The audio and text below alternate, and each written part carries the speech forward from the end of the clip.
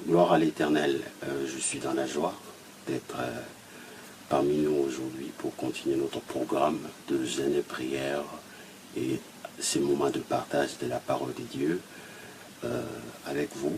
Je bénis Dieu de ce qu'il nous a gardés, il nous a protégés, il nous a donné le souffle de vie. Il nous a donné encore la force d'être là et de persévérer dans ce que nous sommes en train de faire, à savoir s'attacher aux choses d'en haut, selon qu'il est écrit dans sa parole. Je suis dans la joie parce que la Bible déclare l'homme ne va pas de pain seulement, mais de toute parole qui sort de la bouche de Dieu. Et je crois qu'à coup sûr, chaque fois que nous partageons, chaque fois que nous rentrons dans ces moments de communion avec la parole de Dieu, avec le Saint-Esprit, le Seigneur nous fait du bien. Et le Seigneur fait de grandes choses, de miracles s'opèrent. Moi, personnellement, dans ma propre vie, je vois la main de Dieu depuis que je suis en train de communier avec vous, de partager. Donc, cela fait aucun doute que la Bible a raison de dire il doit être agréable de frères de demeurer ensemble, car c'est là que Dieu envoie la vie et la bénédiction pour l'éternité. Donc, je vais prier pour recommander ce moment entre les mains de notre Dieu, ces moments bénis, ces moments sanctifiés, ces moments où Dieu nous pardonne, ces moments où Dieu nous instruit, Dieu nous donne la nourriture, parce que la Bible déclare l'homme ne va pas de pain seulement, mais de toute parole qui sort de la bouche de Dieu. Ces moments où le Saint-Esprit nous révèle des choses, ces moments où Dieu nous donne l'identité. Nous sommes en train de parler de l'identité, toujours dans la perspective d'être revêtu de la puissance d'en haut. Vous savez, Jésus a dit à ses chers disciples, n'entreprends rien jusqu'à ce que vous receviez une puissance, le Saint-Esprit surviendra sur vous, vous serez mes témoins. Donc je vais prier pour recommander ce moment entre les mains de Dieu. Je prie. Père éternel, dans le nom de Jésus, je viens devant ton trône de grâce. Nous venons devant ton trône de grâce pour te louer, pour te bénir, pour te remercier. Nous voulons te remercier pour ton amour manifesté en Jésus-Christ, ton amour inconditionnel. Nous voulons te remercier pour le choix, Seigneur, ton choix qui tu as posé tes yeux sur nous et tu nous as choisis. Et la Bible dit que nous sommes une race élue, un sacerdoce royal, une nation sainte, un peuple acquis pour annoncer tes vertus, Seigneur. Nous te bénissons de ce que tu as dit dans ta parole, que le peuple que je me suis formé publiera mes louanges. Et c'est pour cela que tu nous as convoqués, tu nous as donné cette sainte convocation pour nous apprendre, pour nous instruire, pour nous pardonner, pour nous laver, pour nous purifier, pour nous sanctifier et pour, Seigneur, afin que nous puissions porter, pour que nous puissions être de vases d'honneur, afin de porter ta gloire, ta puissance dans ce monde corrompu. Père, je suis dans la joie pour le souffle de vie que tu nous as donné. Merci beaucoup pour toutes choses. Merci pour l'œuvre de la croix. Merci pour la présence du Saint-Esprit. Merci pour mon frère, pour ma sœur. Merci pour toute personne qui va se connecter, même direct ou après. Merci Seigneur pour ce que tu vas faire ce soir. La Bible dit, c'est maintenant le temps favorable, c'est aujourd'hui le jour du salut. Seigneur, merci Seigneur. Je me lève maintenant contre tout esprit contraire à l'œuvre que tu viens accomplir dans nos vies. Au nom puissant de Jésus, j'ai lis l'homme fort assigné contre notre foi, contre notre percée, contre notre destinée, au nom puissant de Jésus. Je le taille en pièces, je le jette dans le lieu aride. Je déclare ces moments bénis et sanctifiés. Ô Dieu du ciel, ô toi qui es le Père de notre Seigneur Jésus-Christ, toi qui as toujours pitié de nous. Seigneur, je t'en supplie maintenant, pardonne ton peuple. Pardonne-nous car nous avons vu des choses, nous avons entendu des choses, nous avons fait des choses qui n'ont pas rendu gloire à ton nom. Toi qui es le Dieu saint, Seigneur, nous ne pouvons pas communier avec toi si tu ne nous pardonnes pas. Maintenant que tu nous as convoqués avec assurance devant ta sainte présence, daigne nous pardonner, car nous avons vu des choses, nous avons entendu des choses, nous avons fait des choses. Peut-être nous sommes abstenus ou nous n'avons pas fait ce que tu nous avais recommandé, à savoir aller visiter les malades, aller visiter les prisonniers, partager le pain à ceux qui n'en ont pas. Oh, daigne nous pardonner ce soir, Seigneur, car nous voulons t'écouter, toi, les dieux saints. Pardonne-nous, lave-nous, souviens-toi de la croix. La Bible déclare, en Jésus, nous avons la rédemption et par son sang, la rémission de tous nos péchés. Lave-nous, Seigneur, nous voulons être saints devant toi. Lave-nous, merci, Seigneur, pour le pardon que tu nous accordes. Car Salomon a dit, si tu regardes garder le souvenir des iniquités qui pourra subsister. Le pardon se trouve auprès de toi, afin qu'on te craigne. C'est pour cela, humblement, Seigneur, nous nous sommes approchés devant toi, le Dieu saint, le Dieu qui nous aime, le Dieu qui pardonne, pour que tu nous laves, tu nous purifies. Nous sommes à tes pieds maintenant. Seigneur, merci pour le Saint-Esprit. Seigneur, ouvre notre entendement, ouvre notre intelligence. Utilise celui qui va prendre la parole, à savoir ton serviteur, comme un instrument sans volonté, Seigneur. Car si je parle, ton peuple va recevoir la mort. Mais si toi tu parles, Seigneur, un mot venant de toi, c'est la vie, Seigneur. C'est la délivrance, c'est la guérison, c'est la restauration, c'est l'élévation. Béni sois-tu, Éternel.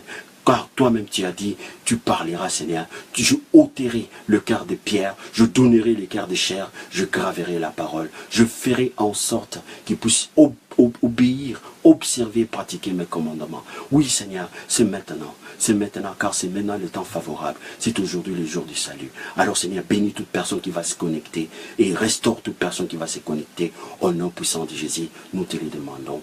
Amen. Gloire soit rendue à l'Éternel. Je suis dans la joie d'être là pour partager avec vous ces moments bénis.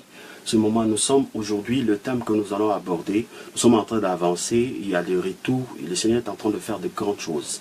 Nous sommes en train de parler de l'identité, premièrement, parce qu'on avait dit que Dieu nous a donné l'identité, et la seule manière de le considérer, c'est vraiment prendre au sérieux ce que Dieu nous dit.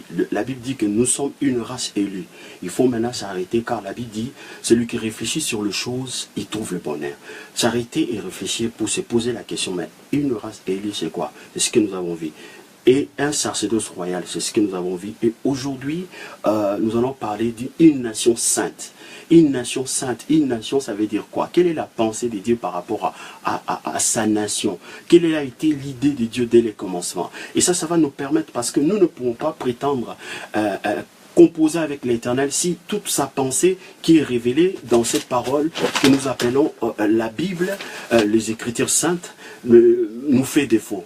Donc, car Jésus a dit à ses chers disciples, il a dit, l'esprit que le monde ne peut recevoir, car le monde ne le connaît pas, mais vous le connaissez, parce qu'ils ont passé 3 ans avec lui dans l'enseignement. Tout ce que Jésus savait faire avec ses disciples, c'était les enseigner, les préparer, afin que le Saint-Esprit, parce que le jour de la Pentecôte, l'Esprit est descendu sur ses chers disciples. L'Esprit est descendu sur le jour que Jésus-Christ avait préparé. Alors, nous sommes à 40 jours, nous sommes arrivés à 28e jour, si je ne me trompe pas. Alors, avant la fin, le Seigneur a déjà commencé à nous remplir du Saint-Esprit. Mais Dieu ne prendra pas le risque de donner son Saint-Esprit à n'importe qui. Car la Bible dit, Dieu ne partage pas sa gloire à n'importe qui. Parce que sa parole, quand la parole de Dieu vient, la parole de Dieu nous lave, nous purifie, nous restaure, nous prépare, nous sanctifie. La parole de Dieu fait en sorte que nous soyons comme des vases d'honneur, afin maintenant de porter sa puissance. Et Jésus a dit, vous recevez une puissance et le Saint-Esprit survenant sur vous, vous serez mes témoins. Le Seigneur a besoin que nous puissions témoigner, mais nous ne pouvons pas témoigner si nous n'avons pas le Saint-Esprit. Et le Saint-Esprit ne viendra pas si nous ne nous préparons pas dans l'enseignement pour que le Saint-Esprit puisse venir. Voilà pourquoi je suis dans cette perspective. Voilà pourquoi nous insistons sur l'identité que Dieu nous a donnée. Aujourd'hui, beaucoup de gens fréquentent nos églises. Mais le problème, c'est quoi? Salomon a dit, faites attention quand tu rentres dans la maison de l'Éternel. Viens plutôt pour écouter. Parce que quand Dieu t'appelle, quand quelqu'un t'appelle même, naturellement dans ton téléphone, c'est lui qui a la parole. C'est lui qui connaît la raison pour laquelle la personne t'a appelé. Donc c'est à toi de décrocher, de dire, allô, voilà, vous m'appelez, auquel sujet? Et là, c'est la personne qui va s'exprimer. Dieu nous a appelés dans sa maison. Et nous ne pouvons pas maintenant commencer à fabriquer n'importe quoi, non, la Bible dit, si le peuple sur qui est invoqué mon nom s'humilie premièrement, après prie, après cherche ma face, après se détourne de leur mauvaise voie. Les gens lisent mal 2 fois la Bible. Nous lisons 2 fois mal la Bible. Pourquoi? Parce que Dieu dit premièrement l'humilité. Celui qui est humble, c'est celui qui ne connaît rien. Celui qui n'est pas pressé de présenter Dieu sa sainteté faite maison, comme on a l'habitude de faire dans la religiosité.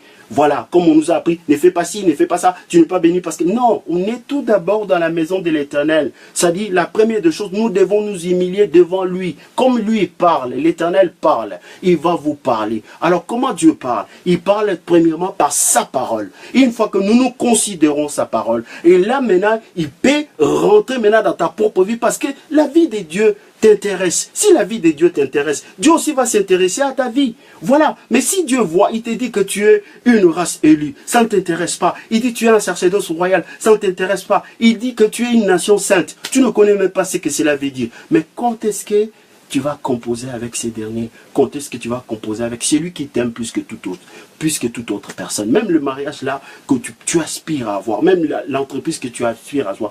Vous n'avez jamais entendu quelqu'un à cause de son entreprise, à cause de son argent, qu'on l'a tué?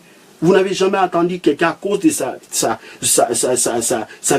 son véhicule en train de rouler calmement, mais il y a un fou qui va venir frapper. Après, on constate que la personne roulait bien, il s'alignait bien, c'est l'autre qui est venu frapper, après la personne est morte.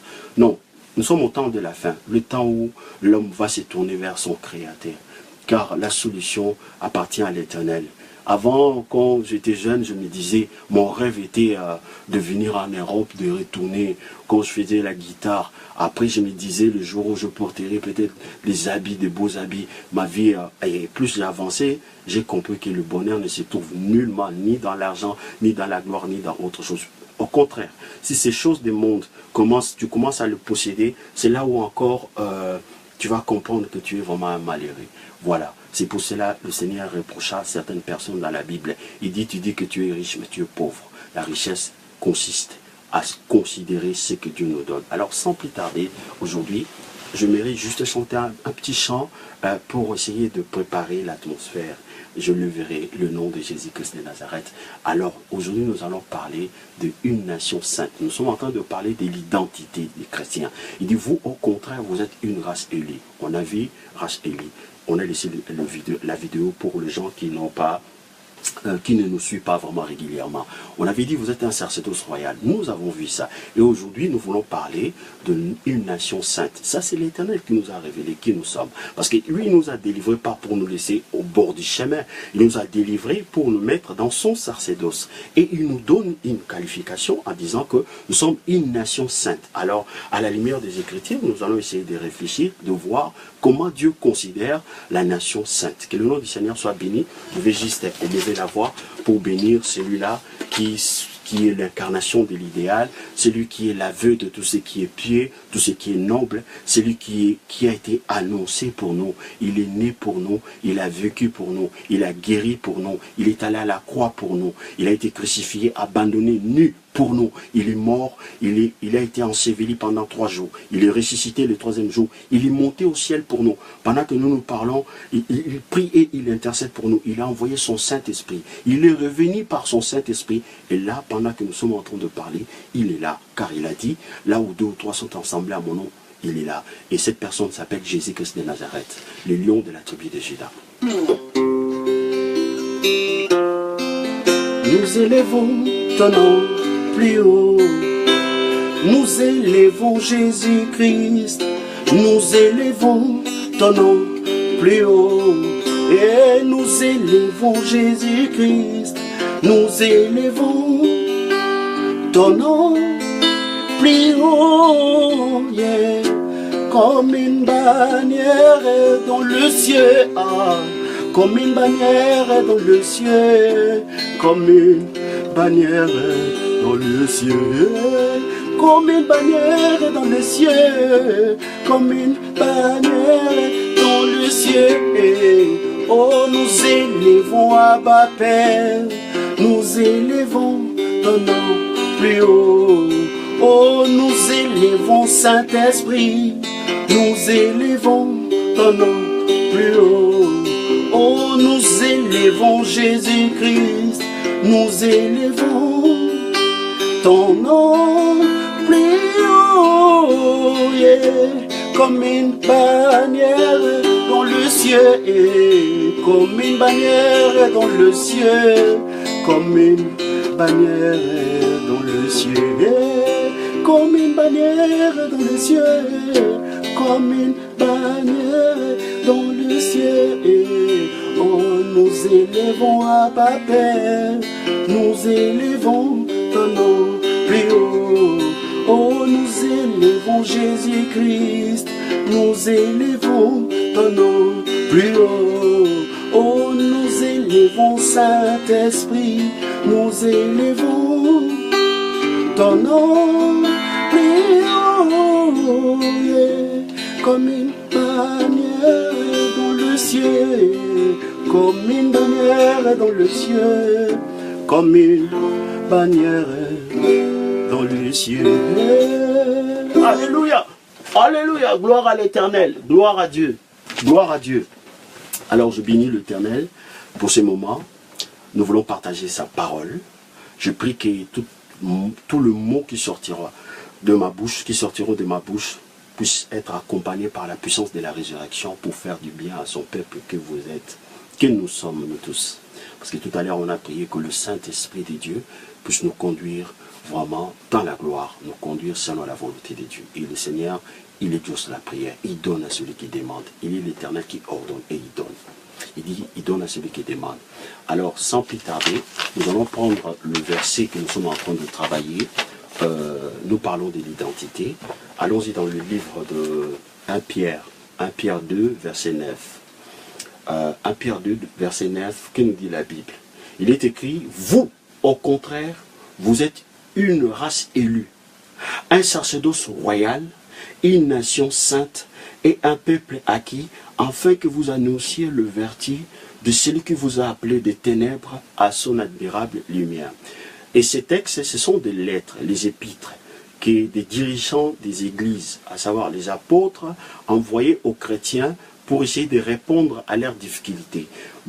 On ne nous a pas relaté la lettre que les chrétiens ont écrite à Pierre pour que Pierre puisse répondre. Mais en réfléchissant, nous comprenons que par là, il y avait des chrétiens qui avaient vraiment de problèmes et voilà, quoi, ils ont écrit à leur pasteur en disant, mais pasteur, il y a tel problème dans le domaine financier, nous ne comprenons pas, dans le domaine de la vie, et à l'époque aussi l'église était persécutée, on ne comprend pas. Ils ont dit tellement de choses. Alors, je pense, en réfléchissant, que Pierre a compris que non, le niveau de la matation était énorme. Donc il faille qu'on retourne aux fondamentaux. Il faille qu'ils commencent à considérer qui ils étaient. Alors c'est notre conseil aussi aujourd'hui. Je peux être là, ma femme m'a abandonné, mon homme m'a quitté, je suis viré de mon travail, et tout ça, ça me pousse à la lamentation. Mais le problème c'est que Dieu, tant que tu ne t'élèveras pas comme un enfant de Dieu, tu ne pourras pas hériter ce qu'un enfant de Dieu peut hériter face à l'adversité. Tant que tu ne t'élèveras pas comme Goliath, qui est circoncis des 8e jours, pour défier l'incirconcis, Dieu ne sera pas avec toi. Dieu est avec quelqu'un qui s'élève au nom de l'Éternel. Oui, David s'est levé au nom de l'Éternel qu'il a attaqué Goliath. Oui, il faut se lever au nom de l'Éternel. Mais le nom, c'est la nature. Le nom, c'est l'enseignement. Le nom, c'est que Dieu nous a révélé. Pourquoi ? Quand il a dit au nom de l'Éternel, ça dit David a compris que cet homme, c'est incirconcis. Déjà dans la loi de l'Éternel, tout incirconcis au milieu des enfants d'Israël sera retranché. Mais lui, il est incirconcis, pardon. Il est incirconcis. En plus de ça, il insulte l'armée de l'Éternel. Non, ça ne peut pas se passer comme ça. Donc je me lève, je cours. David a couru devant cet homme robuste, grand, ces géants, Goliath, parce que il a compris que le nom de l'Éternel ne peut jamais être confondu.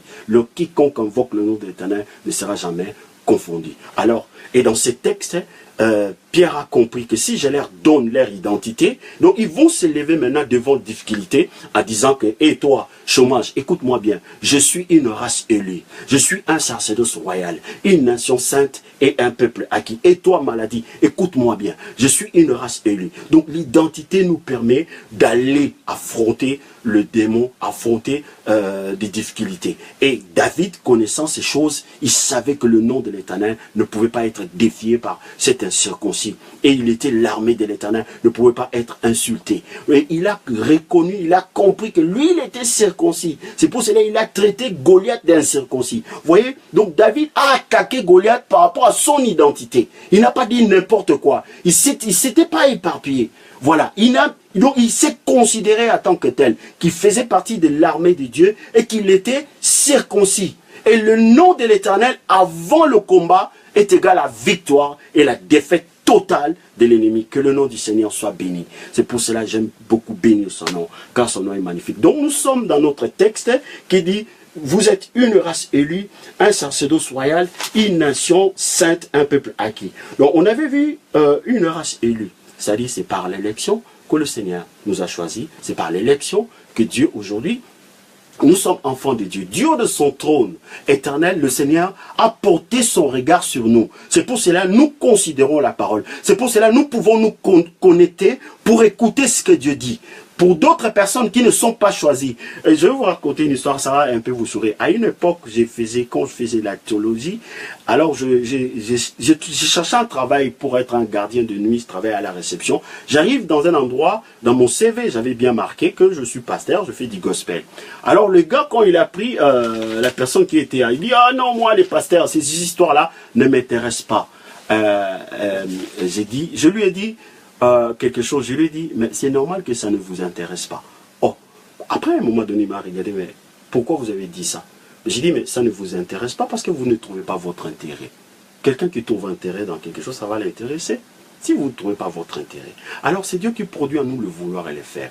Un enfant de Dieu, lorsqu'il écoute la parole de Dieu, ça l'intéresse. C'est pour cela, vous êtes connectés, que le Seigneur vous bénisse abondamment. Ça nous intéresse, c'est pour cela que nous allons continuer. Alors aujourd'hui, nous allons parler de ce que Dieu nous a révélé. Nous sommes une nation sainte. Une nation, c'est quoi? Une nation, lorsqu'on parle des nations, on voit un territoire, on voit une communauté qui a une histoire commune, qui a une culture, qui a une tradition, qui a aussi, je dirais, une langue. Voilà ce qu'on appelle une nation. Quand la Bible dit nous sommes une nation sainte, comment Dieu voit une nation? Qu'est-ce que Dieu a à faire avec une nation? Retournons un peu au commencement. Au commencement, Dieu n'a pas créé des nations. Dieu avait créé un homme, Adam. Et il a dit à cet homme de multiplier, de remplir la terre. Ça dit, si le péché n'était pas venu, on allait garder, on allait être un même peuple dans les quatre coins du monde. Maintenant, d'où viennent maintenant les nations? Les nations viennent de Babel. C'était dans le livre de Genèse. Genèse, si nous lisons dans le livre de Genèse 11, où on voit Nimrod.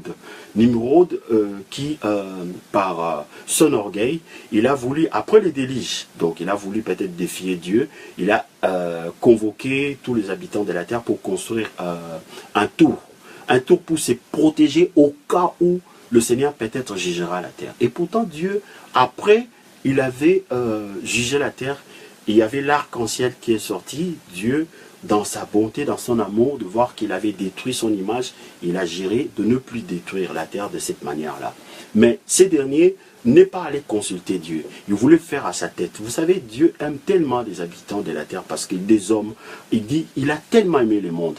La preuve, Dieu est descendu, il a observé le tour, il a apprécié ce qu'il est en train de faire, mais le problème c'est que Dieu il est l'alpha et l'oméga de toutes choses. Là où Dieu est exclu, Dieu ne donne pas son approbation. Et si Dieu ne trouvera pas personne dans une famille ou dans un endroit qui est guide, Dieu va disperser cela. Dieu va disperser. Nous avons vu ça même dans des entreprises. Donc là où personne ne cherche Dieu pour trouver une directive, même si vous êtes au ONU, on va voir qu'il y aura des génocides pendant que tout le monde peut arrêter cela. Les gens ne vont pas comprendre. Ça a commencé. Pourquoi? Parce que votre institution, vous avez fait dans le monde de Dieu pour trouver l'intelligence en croyant que par rapport à votre intelligence, vous pouvez trouver la paix sous le soleil sans pourtant demander le Dieu de paix, lui la direction. C'est à cause de ça que beaucoup des organisations sont confondues. Il y a autant, mais il y a toujours génocide. Il y a toujours des choses. Donc l'homme, il est temps que l'homme puisse se tourner vers son Créateur pour trouver la solution à ces problèmes. Ça, c'est une évidence. Il n'y a pas d'autre alternative. C'est de se tourner vraiment vers Dieu pour que Dieu, même si nous avons l'intelligence de créer des organisations, des organismes, hein, mais si Dieu n'intervient pas, à un moment donné, on se posera la question, ça sert même à quoi l'ONU? Ça sert même à quoi toutes les organisations? Il y a toujours la famine dans le monde, il y a des endroits où les gens n'ont pas d'eau potable, et il y a toujours des millions dans le monde. Pourquoi? Parce que peu importe ce que nous possédons, si Dieu n'intervient pas, c'est échec, échec, échec. Ça, c'est une évidence, c'est la vérité. Alors, Nimrod, il a construit le tour de Babel. Il a construit le tour de Babel pour se protéger. L'Éternel, il est descendu, il a apprécié le travail. Mais le fait que lui il n'avait pas commencé avec eux, Dieu les a confondus. Et quand Dieu les a confondus, maintenant, c'est là où on a vu les nations se sont créées. Il les a confondus, il a donné des gens qui parlaient telle langue, d'autres parlaient bamileke, d'autres parlaient chinois. Et c'est là où le monde a été comme ça. Et c'est par rapport à une punition que nous avons aujourd'hui plusieurs langues. Voilà, c'est par rapport à une punition, c'est par rapport à la colère de Dieu de voir que l'homme commençait à chercher le salut, commençait à chercher à se faire un nom en laissant Dieu de côté. Et le Seigneur n'a pas approuvé. C'est pour cela, donc, au risque de me répéter, Dieu n'approuve pas lorsque l'intelligence de l'homme, l'argent de l'homme, sa beauté commence à l'amener avant tout en mettant Dieu de côté. Dieu n'approuve pas ce genre de choses. C'est pour ça, nous, aujourd'hui, nous bénissons le Seigneur de ce qu'il a produit en nous, le vouloir et le faire, que nous puissions être dans sa présence, dépendre de lui et prendre ce qu'il nous a donné, même s'il nous a donné l'intelligence, même s'il nous a donné la famille, même s'il nous a donné une femme ou un mari, de mettre ça devant lui, comme le 24 vieillards, ils enlevaient leur couronne aux pieds du Seigneur. Il dit, nous ne sommes pas dignes de porter ça, nous ne voulons pas être guidés par ce que tu nous as couronné, ni par notre intelligence, ni par notre beauté, nous déposons ça à tes pieds. C'est ça l'humilité, c'est ça l'adoration. Que le nom du Seigneur soit béni. Alors, par là, nous voyons que il y a des nations qui se sont construites. Mais parmi toutes les nations qui se sont construites, il n'y avait aucune nation sous le soleil qui avait la culture de Dieu, qui avait l'intelligence de Dieu, qui avait la tradition de Dieu. Mais le Seigneur ne pouvait pas créer un monde pour que toutes les nations regardent à autre chose qu'à lui. Donc, ça depuis à l'Éternel. Mais là, l'Éternel lui-même, il avait un plan pour créer sa propre nation. Il dit, mais comment je vais créer ma propre nation? Parce qu'il y a déjà des nations sous le soleil. Alors, c'est après cela que Dieu a appelé Abraham, qui s'appelait Abraham, qui s'appelait Abraham. Il dit à Abraham ceci, écoutez très bien, dans le livre de Genèse 12, il dit, va-t'en de ton pays, de ta patrie, de la maison de ton père. Donc, Dieu avait une idée derrière sa tête. Dieu a voulu une nation qui va vivre, que lui sera roi. Vous allez comprendre cela. Parce qu'au commencement, Dieu avait un couple qui devait procréer, qui devait multiplier pour avoir maintenant une famille, après une nation, après le monde entier, mais qui allait dépendre seulement de la voix du Seigneur. C'est comme cela, c'est pour cela que Dieu a créé. Vous savez pourquoi Dieu détruira le monde? Parce qu'il y a plusieurs nations, qui ne glorifient pas Dieu. C'est pour cela, nous, lorsqu'on est délivré, le Seigneur, il nous appelle dans sa nation, sa propre nation. C'est pour ça qu'il dit, vous êtes une nation sainte. Lorsque Dieu dit, vous êtes une nation sainte, ça fait sa joie. Lorsque toi aussi tu dis, je suis une nation sainte, ça fait la joie de l'Éternel. Que le nom du Seigneur soit béni. Alors nous voyons par là que Dieu, après avoir raté une nation, parmi toutes les nations qui se sont dispersées par la terre, après avoir confondu les habitants de la terre pendant qu'ils criaient le tour de Babel, Dieu a appelé un homme. Parmi une nation, Dieu a appelé un homme, Abraham. Vous savez ce que Dieu a dit à Abraham? Il dit, va-t'en de ton pays, de ta patrie, de la maison de ton père. Donc, il voulait dire à Abraham, quitte tes racines, ta tradition, je ne veux plus entendre de ça. Va maintenant, moi je vais commencer une nouvelle chose avec toi. Va quelque part où je te montrerai. Donc Abraham a quitté chez lui sans savoir où aller.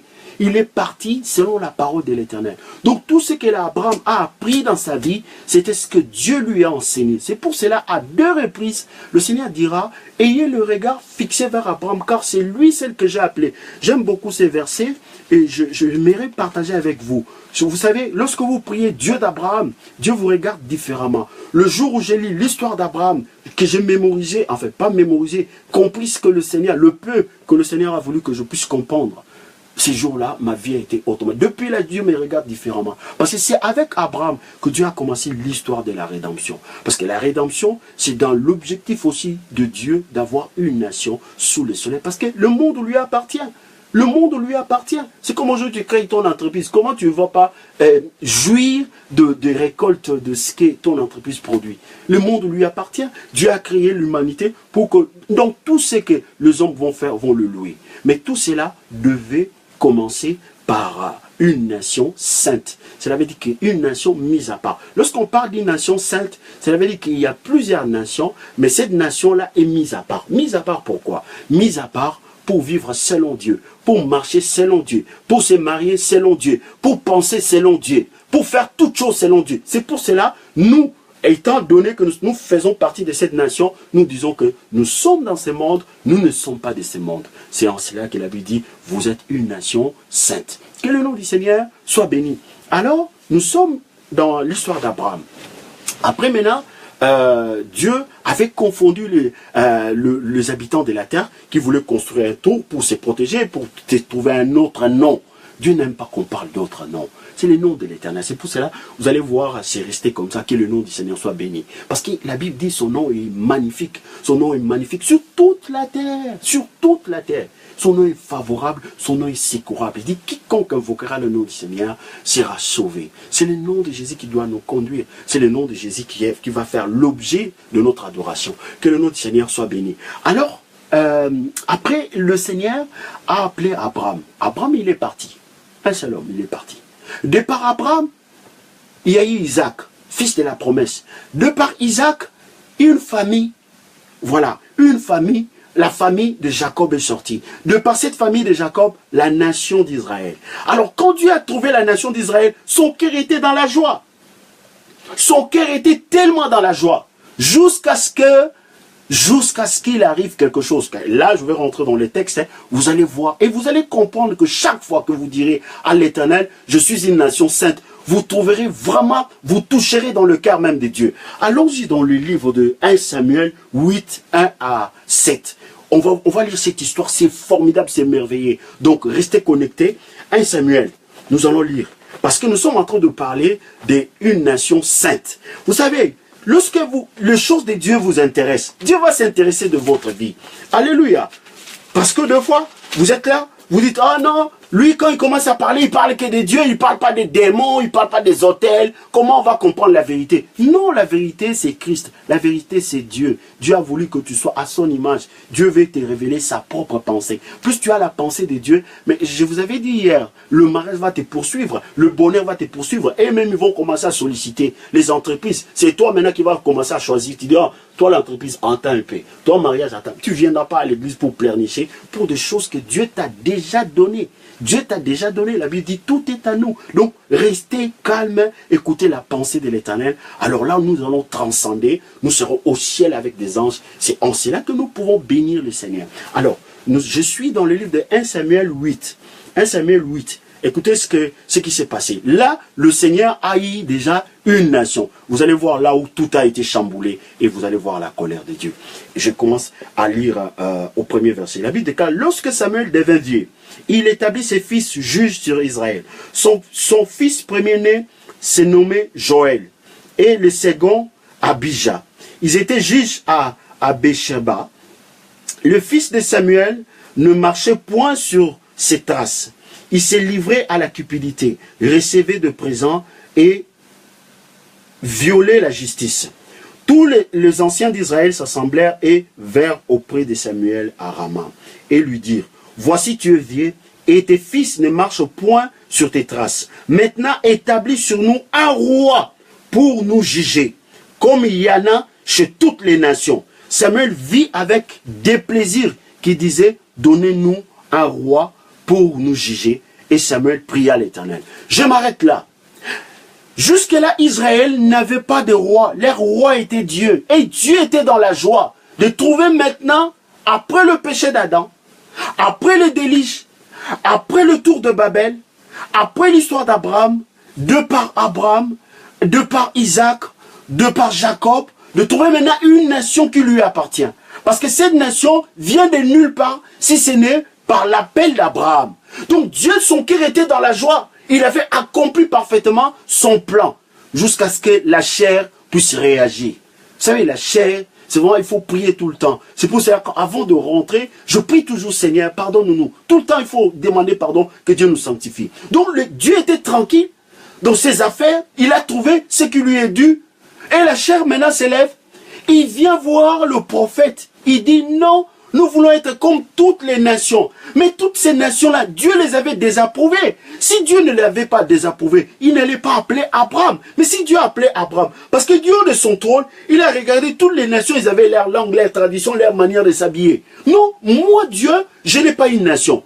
Mais est-ce que je peux rester comme ça, croiser les bras? J'ai créé mon monde à moi-même et maintenant j'ai des gens qui me donnent le dos. Non. je vais commencer par avoir une nation. De par cette nation, c'est là où cette nation ramènera toutes les autres nations vers leur propre créateur, qui est aussi leur rédempteur. Voici l'objectif de Dieu. Et là, le prophète, animé du Saint-Esprit, animé de l'Esprit de Dieu, il a vu ça avec des plaisirs, quoi. Il a vu ça avec des plaisirs. Il dit, mais ça, c'est quelle sorte de peuple? Écoutez ce que l'Éternel a dit.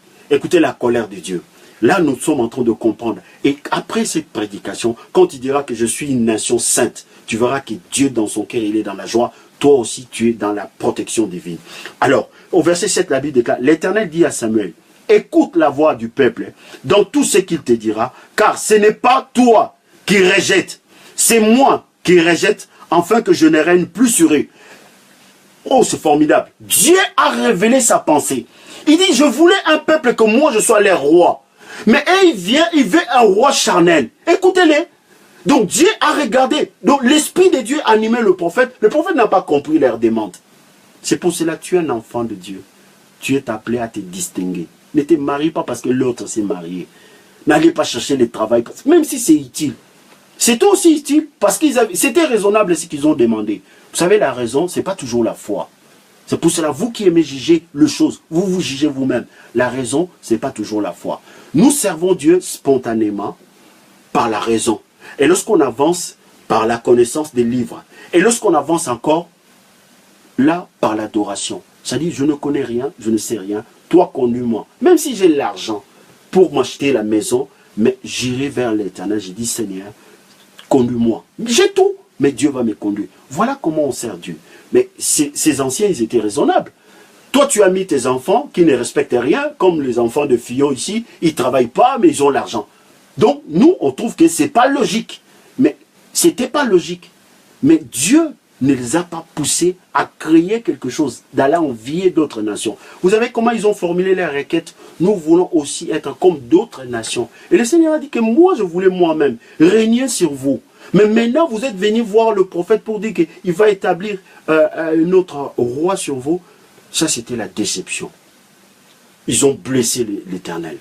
Et mes chers amis, chaque fois, des fois, nous voulons chercher à copier les gens, des fois, nous blessons l'Éternel. Vous savez, à une époque, je travaillais, je prêchais la parole. Et je souffrais toujours. J'habitais chez les gens, je dormais dans le KGB. Et un jour, je parlais avec un autre ami. Il me parle d'un prophète, un autre collègue, qui était escroc, qui faisait des trucs un peu bizarres. Ça ne défie même pas, je ne le dis pas. Après, moi, quand je suis retourné, j'ai dit non, je deviens un escroc. Je vais commencer à mentir aussi. Je prends mon téléphone, j'appelle une sœur, je dis, Dieu m'a dit des choses sur toi. J'ai menti. Le lendemain, le Seigneur m'a confondu. Je croise une fille de mon église et me dit, papa, Dieu était en train de me dire que tu n'es pas un tel. Donc, j'avais fait à cause. J'ai dit, mais pourquoi tu dis ça? Il dit, non, je ne sais pas, mais Dieu, depuis le matin, je me suis réveillé, il m'a dit de te dire que toi, tu n'es pas un tel. Et je me suis repenti devant tout le monde. Pourquoi? Parce que je voulais copier. Peu importe la souffrance que tu traverses, la vallée de l'ombre de la mort, si Dieu est avec toi, il a la solution. Si Dieu n'a pas encore parlé, ce n'est pas à toi d'aller copier le païen. Et dans ces textes, nous voyons que la nation d'Israël, ils ont agi par la raison. C'est vraiment raisonnable. Mais avec Dieu, ce n'est pas toujours la raison. La révélation, c'est plus que la raison. Et la raison est qu'une femme ne peut concevoir que si elle connaît un homme et que cet homme lui donne la sémence après l'oral. Mais la révélation, deux fois il vient, il bouleverse le protocole. Il dit, une femme vierge, tu vas enfanter. Oh, comment ça? Même elle-même, elle s'est dit, mais comment ça va se faire? J'ai jamais connu un homme. Il dit, non, le Saint-Esprit viendra. Donc, lorsque vous priez Dieu, vous ne priez pas un homme. Donc, arrêtez un peu la logique lorsque nous sommes devant Dieu. Arrêtez un peu d'être de bons pensants, de gens qui réfléchissent comme ça. C'est à cause de d'autres collègues qui disent, oh, la femme que les hommes n'aiment pas. Les hommes, non. Ce sont des textes que moi, il y a des prédications que je ne suis pas pour. Parce que le Dieu que nous prions, il dit, vos pensées ne sont pas mes pensées. Vos voix ne sont pas mes voix. Il faut que chaque fois quand il y a quelque chose, même si tu attrapes ta femme en flagrant délit d'adultère, avant de dire que non, c'est logique, c'est biblique, demande à Dieu. Même si tu veux t'inscrire là, tu aimes faire la chose, tu vas créer l'entreprise, tu as l'argent, tu as la connaissance, tu as la beauté, demande à Dieu. Ne faites pas les choses parce que tu as toute la possibilité devant toi, tu dis que non, je vais courir maintenant pour aller. Demande à Dieu qui te dise ce que tu dois faire. Parce que si tu ne demandes pas à Dieu, tu risques d'être désapprouvé à Dieu. Parce que ils ont vu. toi tu es Samuel. Il était prophète. Ses enfants ne marchent pas dans ses traces. C'était raisonnable qu'on choisisse une autre personne, qu'on le vire. Mais on n'est pas dans l'administration des hommes. On est dans les choses de Dieu. Votre vie appartient à l'Éternel. Une fois que tu donnes ta vie à Dieu, c'est de l'arrogance d'essayer de faire valoir tout le temps tes droits, tes droits, tes droits. Est-ce que Jésus avait droit d'aller à la croix? Qu'est-ce qu'il avait fait même? Qu'est-ce qu'il avait fait? Il n'a même pas insulté, mais il est allé à la croix. Pourquoi? Il était conduit par le Saint-Esprit. C'est même l'intitulé de notre programme, revêtu de la puissance pour être conduit par le Saint-Esprit. Ils avaient raison, les anciens, mais ils ont blessé Dieu dans leur raisonnement, dans leur logique. Le Seigneur ici, il était blessé. Il a dit, moi je voulais moi-même.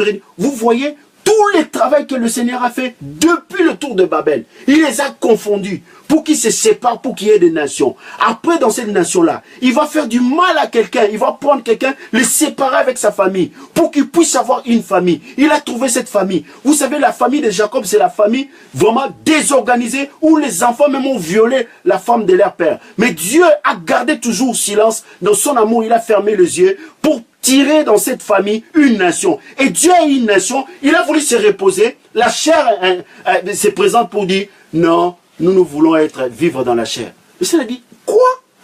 Donc tout le travail que j'ai fait pour régner sur vous, pour trouver une nation. Mes chers amis, ne méprise pas ton appel, ne méprise pas Jésus. Si tu sais combien Jésus a fait, combien de gens que Dieu a utilisés pour que tu puisses aujourd'hui te connecter pour écouter Jésus, tu n'allais pas lui faire du mal.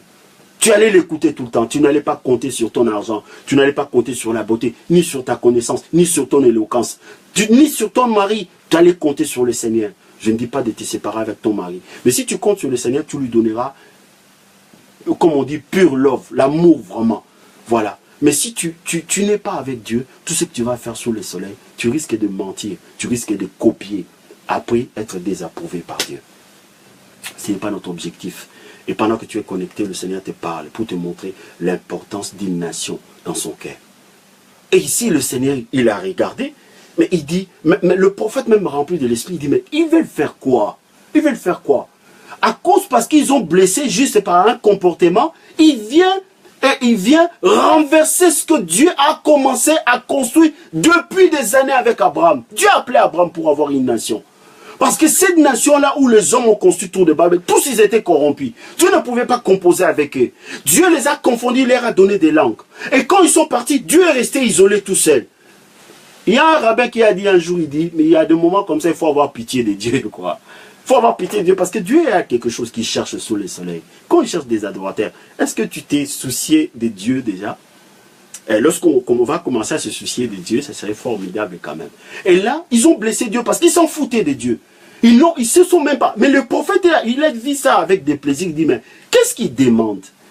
Tout ce que le Seigneur a travaillé depuis le tour de Babel, depuis l'histoire d'Abraham, depuis l'histoire de la famille de Jacob, jusqu'à avoir une nation, cette nation que le Seigneur a délivrée de la main de Pharaon. Dieu comptait sur cette nation pour leur enseigner son nom, afin que de par cette nation Israël, la terre entière soit enseignée, pour que la terre entière doit connaître son Créateur. Et ce Créateur, il est aussi le Rédempteur.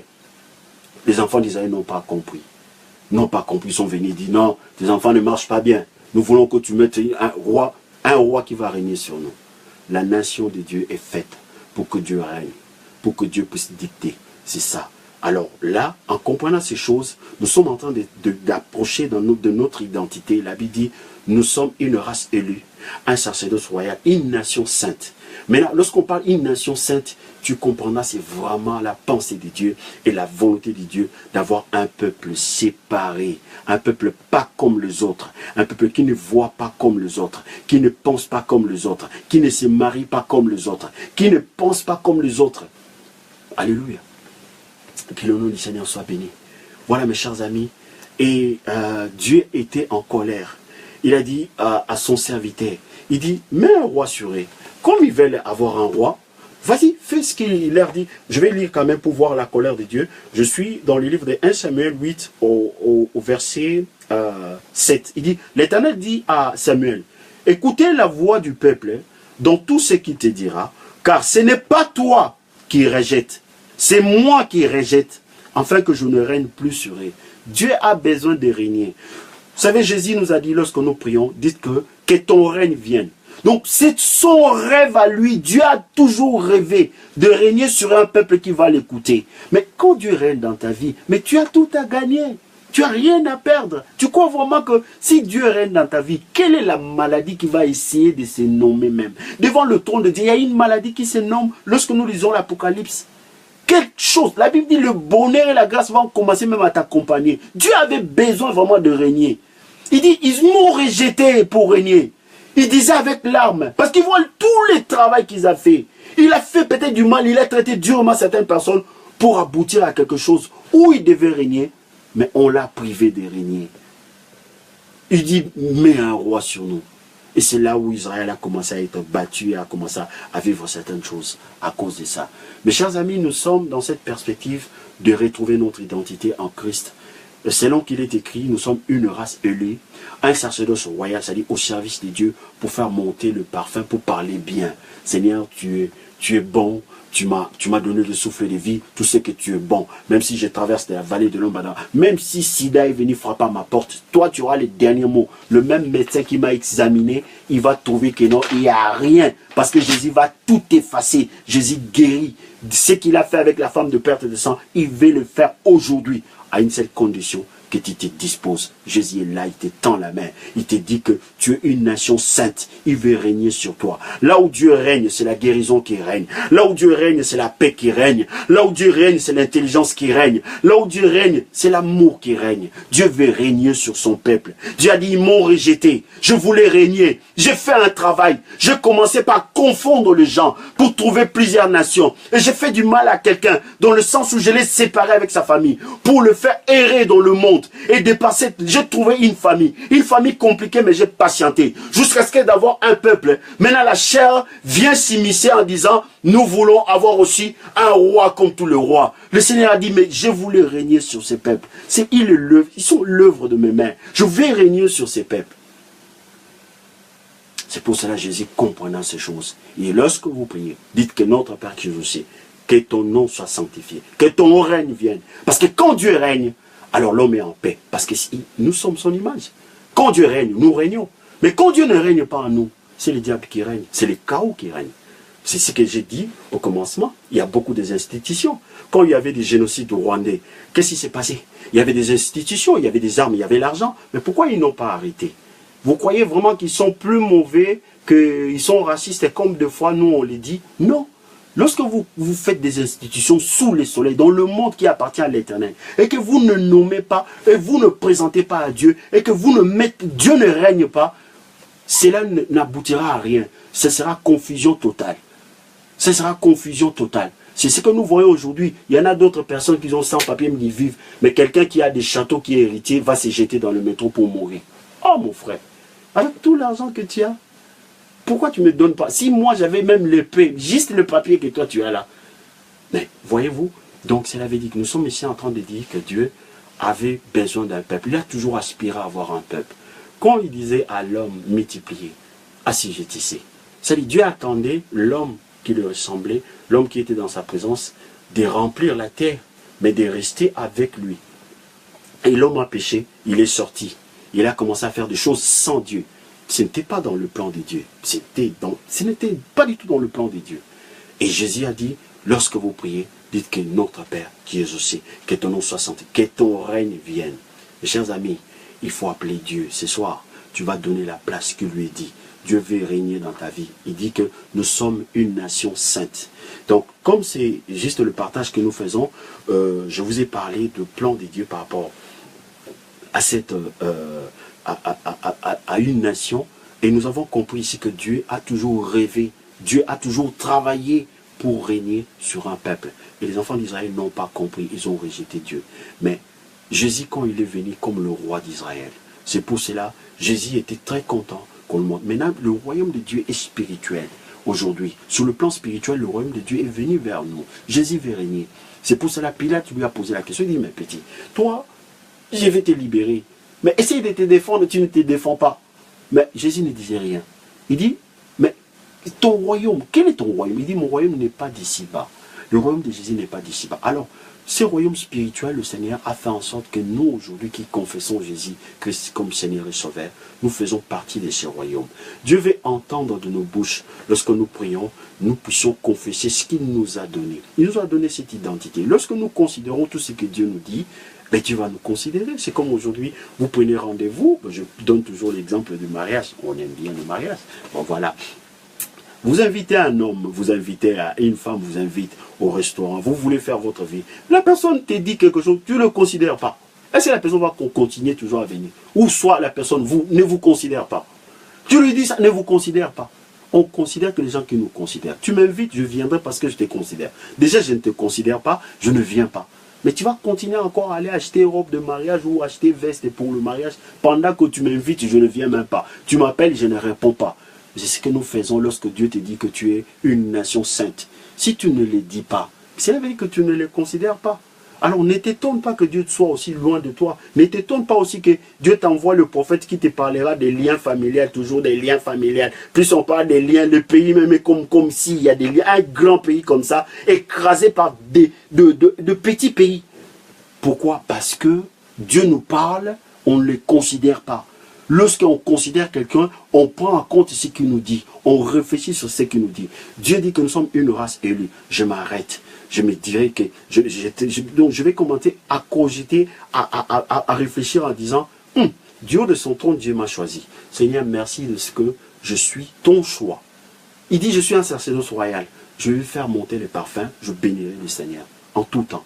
Sa louange sera toujours dans ma bouche. Parce que il m'a choisi pour que je sois dans son sacerdoce. Mais maintenant, il dit, je suis une nation sainte. Alors, vous avez compris, une nation sainte et le désir de Dieu, je parlais du désir de Dieu, le rêve de Dieu et le travail que Dieu n'a pas seulement rêvé. Tout à l'heure, nous avons vu comment il a travaillé. Quand il confondait les gens qui montaient, faisaient construire le tour de Babel, il avait une idée derrière sa tête. Donc, maintenant, après, quand il appelait Abraham, il avait toujours cette idée derrière sa tête. Il vient de nous révéler qu'il voulait lui-même régner, être roi. Voilà. Maintenant, on l'a rejeté. Mais Jésus est venu maintenant, nous ne pouvons pas le rejeter, il veut être notre roi. Lorsqu'on dit il est notre sauveur et notre Seigneur, Seigneur, c'est celui qui règne. Seigneur, c'est le suzerain. Nous sommes ses vassals. C'est lui qui parle, c'est nous, on obéit. Mais quand on obéit à Dieu, mais on a tout à gagner. Qu'est-ce que Dieu nous demande de grave? Il dit seulement, quand Dieu nous parle, ce n'est pas pour nous écraser. Quand il dit répands-toi, il te donne la force même de te repentir. Quand il dit abandonne de voler, lui-même tu dis, bon Seigneur, moi, en tout cas, moi, je n'arrive pas à abandonner de voler. Donne-moi la force. Il te donnera la force. Moi, je ne prêche pas, je n'approuve pas non plus la prédication qui dit fais ci, fais ça. Non, Dieu a la force de te donner pour que tu te convertis. Dieu a un cœur nouveau, il veut te donner pour ôter le cœur de pierre. Que le nom du Seigneur soit béni. Nous sommes arrivés à la fin de notre partage. Nous avons parlé de nation sainte. Je vais insister sur une nation sainte. Alors, lorsqu'on dit une nation sainte, la sainteté, c'est quoi? Quelque chose qui est saint, c'est quelque chose qui est purifié et séparé et mettre à la disposition, à l'usage unique. Lorsqu'on dit que nous sommes un peuple saint, cela veut dire quoi? Cela veut dire que Dieu nous a lavés, c'est comme ça que Dieu nous regarde. Il nous a lavés, il nous a mis de côté pour ne servir que pour lui. Je ne suis pas en train de dire nous tous on va prêcher la parole, on va rester 24 heures sur 24 heures à l'église. Non. Écoutez très bien. Maintenant, Dieu dit quelque chose. Il dit à son prophète, qui enverrai-je? Qui marchera pour nous? Lorsqu'on est de Dieu, on peut se marier pour la gloire de Dieu. On peut aussi se marier pour la gloire de ce monde. On peut travailler pour la gloire de Dieu. On peut aussi travailler pour la gloire. Il y a une différence. On peut vivre avec des amis, faire la nourriture pour la gloire de Dieu. Mais on peut aussi le faire pour la gloire de ce monde. Maintenant, comment savoir faire cette différence? C'est pour cela que nous prions. C'est pour ça que nous prions pour demander à chaque partage à Dieu la force de mettre en pratique sa parole. Et les gens qui accusent les autres en disant « Ah, ne bornez pas à écouter, mais à pratiquer. » Toi, tu as la force de mettre en pratique la parole de Dieu si Dieu ne te donne pas la force. Pierre est venu voir Jésus, il dit « Seigneur, la manière dont tu prêches là, je pense que toi-même tu iras dans ton paradis là. Personne ne sera. » Mais Jésus lui a dit quelque chose gentiment. Il a dit, ce qui est impossible aux hommes est possible à Dieu. Cela veut dire quoi? Cela veut dire tout simplement, c'est que Dieu nous demande, il nous donne aussi la force de l'accomplir, de les réaliser. Voyez-vous? Donc, Jésus avait ses disciples. Il a prêché la parole pendant 3 ans. Aucun de ses disciples ne s'est converti. Le voleur même, il est mort voleur pendant la prédication. Jusqu'à ce que Dieu leur donne la force de l'esprit. Après là, on a vu que ces gens ordinaires sont devenus extraordinaires. Il en sera de même avec nous. Nous partageons la parole, nous avons compris que Dieu a besoin de régner sur nous. Même Jésus a dit que ton règne vienne. Dieu a toujours rêvé et travaillé pour régner sur nous. Il nous a sauvés pour régner sur nous. Il n'a pas seulement rêvé, il a rêvé et il a travaillé pour régner sur nous. Mais Dieu ne régnera pas sur nous. Comment? En nous donnant aussi la force de nous disposer. C'est ce qu'il va faire ce soir.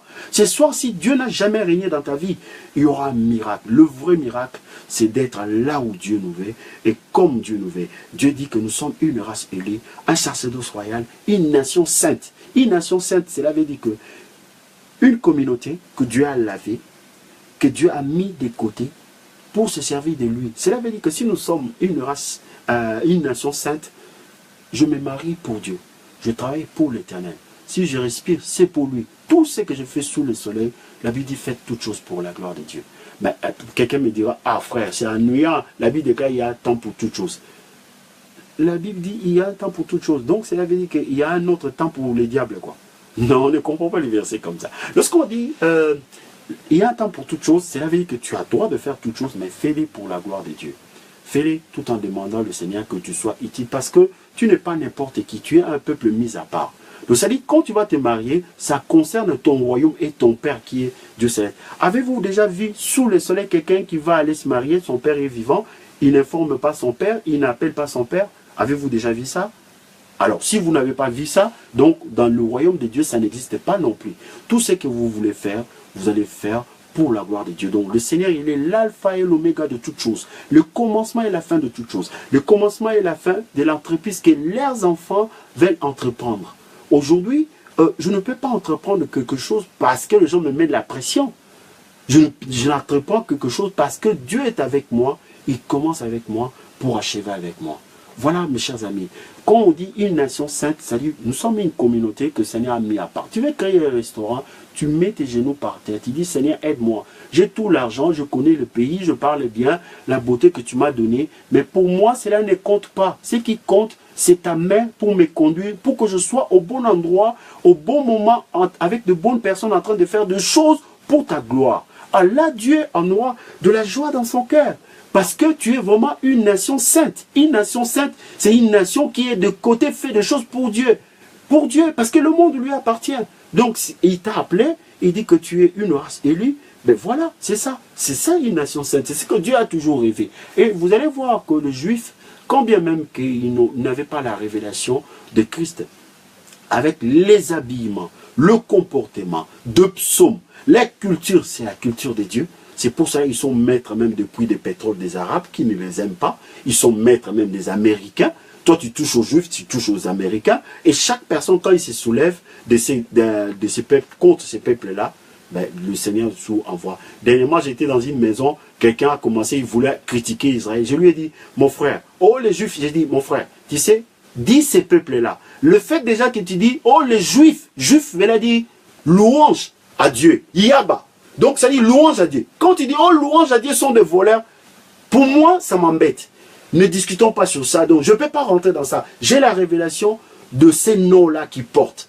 Mais à cause des noms d'Israël, qui veut dire gouvernement de Dieu sous le soleil, et juif qui veut dire louange à l'Éternel, je ne vois pas comment, même s'ils sont patrons des industries de pornographie, même si ils remplissent le monde avec toute la corruption, la drogue, mais le fait déjà qu'ils portent le nom, le Seigneur a dit, tu ne prendras point le nom de l'Éternel ton Dieu en vain. À cause de ce nom-là, moi je m'abstiens. En tout cas, je m'abstiens. Quelqu'un va dire, oh non frère, tu sais, non, moi j'ai la révélation que le nom-là, à cause de ce nom-là, c'est comme aujourd'hui, si je t'aime et qu'un enfant porte son nom, ton nom, je vais respecter par rapport à ton nom. Je ne pense pas qu'aujourd'hui, l'enfant Hollande, son fils là, comme il est président, même il reste 48 heures, comme il est président là, son fils prend le scooter, il rentre à sens contraire, on l'arrête à l'autoroute. Qu'est-ce qu'on va le faire? Qu'est-ce qu'on va le faire? Si le policier veut compliquer sa vie, c'est lui-même qui sera compliqué parce que son père est président. À combien plus forte raison, Dieu du haut de son trône. Bon, je ne rate pas dans la politique, mais je suis en train de dire quelque chose que Dieu tient compte de son nom. Et aujourd'hui, il nous dit que nous sommes une nation sainte. Cela veut dire quoi? Il veut régner sur nous, Et il nous a mis à part, afin que tout ce que nous allons entreprendre, qu'il soit l'alpha et l'oméga, pour qu'il ne puisse pas nous confondre, parce que la terre lui appartient. Le souffle de vie, c'est lui qui nous a donné. Donc s'il a confondu le peuple qui construisait le tour de Babel, c'est parce que ces peuples-là, ils ont commencé sans Dieu. Ils voulaient finir aussi sans Dieu pour se faire un nom. Oh non, Dieu, il est l'alpha et l'oméga de toutes choses. Donc toutes les choses où Dieu n'a pas commencé, où Dieu n'a pas fini, donc Dieu viendra pour confondre cela. C'est pour ça que vous voyez les organisations de ce monde, des fois ils sont confondus, parce qu'il y a OTAN, il y a ONU, il y a tous, ils ont des armes, il y a génocide, il y a terrorisme. Parce que si Dieu n'est pas l'alpha et l'oméga, même si c'est bien fait, il va confondre. Après un moment donné, on ne comprendra pas comment un homme va venir tuer sans armes. Mais vous, vous avez des armes, vous n'arrivez pas à régler ça. Parce qu'il faut regarder au Créateur. Lui, il a la solution. Ce n'est pas ni l'argent, ni les armes, ni la beauté. Que le nom du Seigneur soit béni. Nous sommes arrivés à la fin de notre prédication. Nous sommes en train de parler de l'identité pour que cela puisse nous amener au revêtement de la puissance de Dieu. Et nous avons dit que nous sommes une race élue, un sacerdoce royal, une nation sainte. Nous avons compris le désir de Dieu de régner sur son peuple qu'il a créé lui-même, dans le monde qui lui appartient. Le monde lui appartient, il a droit de régner. C'est comme tu es chez toi, tu as droit de manger, tu as droit d'être en paix, tu as droit que tes enfants te donnent l'amour. Tu as droit, c'est ton droit. Dieu, c'est son droit de régner sur nous. Parce que quand lui règne sur nous, il ne nous donne pas cancer, il ne nous donne pas sida, il nous donne guérison. La Bible dit par ses maîtrises, nous sommes guéris. Laissons Dieu régner sur nous. C'est une bonne chose, je vous en supplie. Quand Dieu règne, c'est la victoire. Quand Dieu règne, c'est la joie. La Bible dit le fruit de l'esprit, c'est la joie, la paix, la bénité. Voilà les choses que Dieu donne. Ce n'est pas la dépression, l'oppression, les autels, les démons. Non, laissons Dieu régner. Dieu, s'il règne sur toi, le diable saura ce qu'il lui reste à faire. Il connaît sa place. La Bible déclare maintenant le salut est arrivé, ainsi que la puissance, le règne de notre Dieu. L'autorité de son Christ, car il a été précipité, l'accusateur de nos frères. Laissons Dieu régner dans nos maisons, qui règne dans nos pensées. Ne courez pas derrière le projet qui va se tourner en vinaigre après. Parce que nous sommes des passagers. Comment tu viens dans le monde, tu veux toujours faire ce que toi tu veux. Après, quand tu vas mourir, qu'est-ce que tu vas dire à Dieu? Tu n'as pas honte? Non, Dieu t'aime. Abandonnons ça. Ce soir même, nous allons rentrer dans sa présence. Parce que nous avons compris son souci. Il y a des moments comme ça, il faut avoir pitié à Dieu. Il faut avoir pitié. C'est comme si quelqu'un qui vient dans sa propre maison, vous faites à manger, vous ne lui donnez pas. Mais c'est quel procédé même? C'est pas démoniaque ça. C'est quel procédé? Quelqu'un qui vous invite, c'est lui-même qui a fait manger, il a faim. Il sert à manger, vous dites, oh non, toi tu ne manges pas. C'est quel procédé? C'est son monde à lui. Dieu a créé le monde. Il nous a donné le souffle de vie. Il a mis des arbres, des fleurs, la nourriture. Il nous a donné l'intelligence, la technologie. Mais nous, on dit maintenant, non, non, non, toi ne viens pas. Ah, mais il veut régner. Pourquoi rejeter Dieu? Non, le Seigneur nous pardonne parce qu'on était dans l'ignorance. Je ne savais pas que Dieu avait tellement de désir de régner dans ma vie. C'est pour cela que j'ai échoué dans des mariages, j'ai échoué dans des amitiés, j'ai échoué même dans des études, j'ai échoué dans des choses. Maintenant que Dieu nous a parlé, la Bible dit Dieu fait toutes choses nouvelles. Il va commencer une nouvelle chose aujourd'hui. Ne pensez plus aux événements passés. Parce que Dieu va te toucher là où tu es. Parce qu'il y avait Shama. Je sens son onction. Il t'a parlé parce qu'il veut régner dans ta vie. Mais quand Dieu régnera dans ta vie, tu auras des témoignages. Nous allons prier. Tu vas prendre juste ta main, tu vas poser sur ton cœur. Pourquoi? Parce qu'à la croix, il y a eu un transfert. Dieu t'a donné toute la vie de Jésus-Christ. Et toute ta vie de bassesse, Dieu l'a pris. Mais Jésus, Dieu régnait sur lui. C'est ça. Maintenant, tu vas rentrer dans cette harmonie. Toi aussi, tu vas laisser Dieu régner dans ton cœur. Parce que là, il va te toucher. Il va oublier tout le passé. Mais il va te donner l'intelligence. Quand Dieu te demande des choses, il ne faut pas pleurer. Il te demande des choses. C'est que lui te donnera la force de les faire. Le jour de ton anniversaire, où est-ce que les enfants trouvent l'argent pour te donner des cadeaux? N'est-ce pas que c'est toi-même qui dépenses l'argent? Alors Dieu est notre Père. C'est cette relation-là. Donc si il te demande des choses, lui-même il te donnera la force de réaliser ce qu'il te demande. Arrête, laisse un peu les démons tranquilles. Laisse tout d'abord Dieu régner dans ta vie. Parce que je sais qu'il y a beaucoup de sites, beaucoup de pasteurs. Ah, moi je l'aime parce que lui là quand il prie, on brise les autels. Moi aussi je brise les autels. Mais des fois il faut avoir pitié de Dieu. Dieu dit, oh écoutez, regardez, moi j'ai besoin de peuple. Non, non Seigneur, reste là tout d'abord, on va briser les autels. Toi on va s'occuper de toi après. Non, pas comme ça. Dieu nous aime. Quand il est avec nous, les autels ne viendront pas. La Bible déclare si Dieu pour nous, qui sera contre nous dans ce monde? Qui sera contre nous? Un président? Non. Le diable? Non. Le diable lui-même obéit à la parole de Dieu. Il tombe. Prends ta main, mets dans ton cœur. On va prier. On va prier le Seigneur. Alléluia. Seigneur éternel, Papa, nous bénissons ton nom pour ta parole.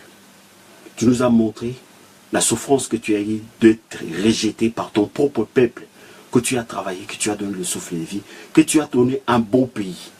Et tu n'as pas renoncé à ton idée. Ton fils Jésus-Christ de Nazareth, il dit, lorsque vous priez, dites que ton règne vienne. Seigneur, tu veux régner dans notre vie. Ô Jésus, ayez pitié de nous. Si autrefois, nous avons fait des tours de Babel dans nos vies sentimentales, des tours de Babel dans nos vies financières. C'est à cause de cela, nous avons été confondus. Aujourd'hui, tu as parlé, nous avons écouté. Nous te supplions, nous te demandons pardon et te demandons la force d'être le peuple la mise à part. Donne-nous la force de l'esprit pour que nous puissions faire toutes choses avec toi. Car tu es l'alpha et l'oméga de toutes choses, Seigneur. Ce soir, tu nous as fait connecter avec ton Saint-Esprit pour avoir un peuple. Seigneur, nous nous disposons. Ton peuple se dispose. Je me lève maintenant contre tout esprit d'incrédulité, contre tout esprit démoniaque. Je brise cela au nom puissant de Jésus. Je déclare maintenant la vie de ma sœur délivrée, la vie de mon frère délivrée. Et je déclare maintenant ton peuple dans ton royaume. Règne, Seigneur. Règne dans leur vie. Règne dans tout le domaine de leur vie. Parce que tu es leur Père. Parce que tu es leur roi. Tu es leur roi éternel. Dans le nom de Jésus. Seigneur, que le sang de Jésus couvre ton peuple. La Bible dit la portion de l'éternel, c'est son peuple. Seigneur, tu as un peuple ce soir. Parce qu'ils t'ont donné leurs oreilles. Parce que c'est toi qui es la bouche qui parle. C'est toi qui es l'ancien du jour. Maintenant que la puissance de l'esprit commence à envelopper, commence à revêtir tout un chacun au nom puissant de Jésus. Ce n'est que ce peuple, je t'en supplie, qui voit ta main ce soir, car la Bible déclare, c'est maintenant le temps favorable. C'est aujourd'hui le jour du salut. Guéris maintenant tous ceux qui ont le maladie incurable, qu'ils soient guéris instantanément par le maître sûr de Jésus. Maintenant, tous ceux qui ont de problèmes financiers, qui trouvent la solution. Seigneur, tu dis dans ta parole, ne devez rien à personne. Oh Dieu, tu ordonnes et tu donnes. Donne maintenant la providence, la provision, miraculeusement, au nom puissant de Jésus. Que leur compte, qu'ils trouvent l'argent dans leur compte, au nom puissant de Jésus.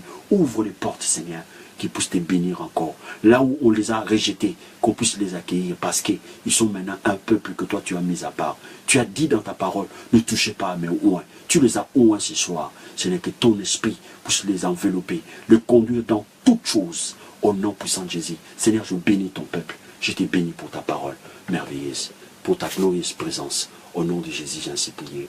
Amen. Amen. Que le nom du Seigneur soit béni. Merci pour votre participation et je demanderai aussi à vous de prier pour moi de temps en temps. J'en ai besoin. Alors, je vous souhaite une excellente nuit, une excellente soirée.